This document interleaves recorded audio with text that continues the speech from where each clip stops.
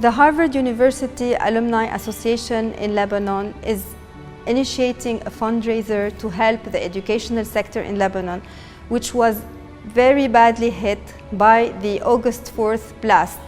We have chosen one school and one university which were badly affected by the blast, St. Joseph University and Notre Dame de Nazareth.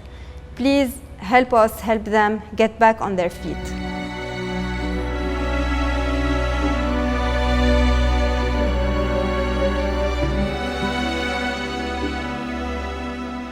Le Collège Notre-Dame de Nazareth, le 4 août, a connu encore une nouvelle page de désastre. Le collège a ouvert en 1873 sa première année, c'est une mission éducative et il vient de connaître une page noire qui va affecter sa mission à court terme et à long terme. À court terme, nous ne pouvons pas accueillir ni le personnel ni les élèves parce que pas un seul coin n'a été épargné. Aucune classe, aucune salle commune, tout a été dévasté, éventré le 4 août. Et à long terme, évidemment, surtout au niveau financier, si nous ne pouvons pas vraiment relever encore ce défi, il nous sera très difficile de poursuivre notre mission. L'école avait besoin de se redresser, elle était un peu fatiguée. J'ai fait un redressement financier, économique. Vous pouvez dire, on a une touche partout actuellement dans l'établissement. On a tout retapé. Il manquait encore le cycle 2 qui n'a pas été retapé. L'année dernière, on a retapé la maternelle. On investissait autour de 700 000 $, 1 million de dollars par année, rien que pour aménager, consolider, développer l'établissement. En 30 secondes, ils ont tout abîmé. Partout, vous allez voir passer, il n'y a pas un seul endroit qui a été épargné. Et je pense les dégâts, moi, d'après mon expérience de gestionnaire de cet établissement, le coût ne sera pas moins que 2 millions de dollars. L'ingénieur dit c'est 1 million et demi. Moi, j'estime plus. Ça dépasse notre capacité. Ces sommes, nous ne les avons pas, nous ne pouvons pas les débloquer. Et plus les aides arrivent rapidement, plus nous pourrons une fois, puisque nous avons engagé un bureau d'experts qui sont en train de relever les dégâts dans tout l'établissement. Plus les aides arrivent rapidement, plus au fur et à mesure on peut réparer.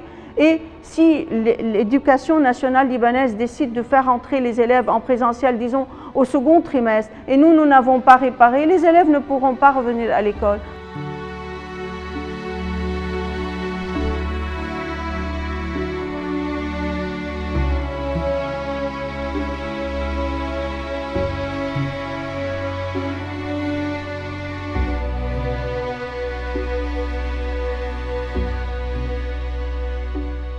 Donc, en fait, nous avons 5 campus à Beyrouth. Il y a 4 campus qui ont été touchés. Le plus touché, c'est celui qui est le plus ancien, c'est-à-dire Uvelin, qui donne sur le port de Beyrouth.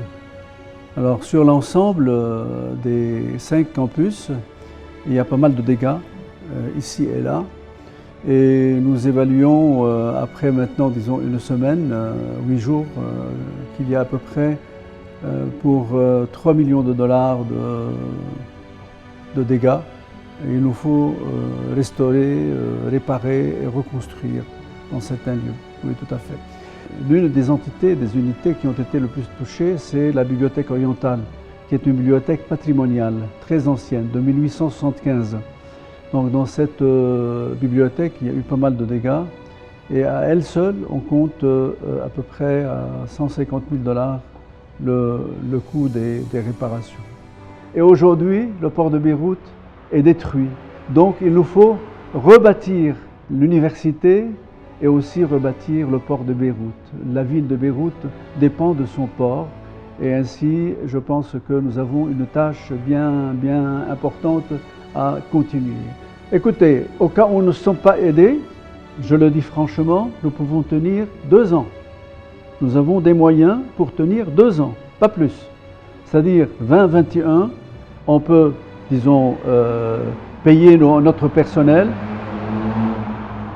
On peut payer les 3500 familles qui travaillent, que ce soit à l'université ou que ce soit à l'hôpital.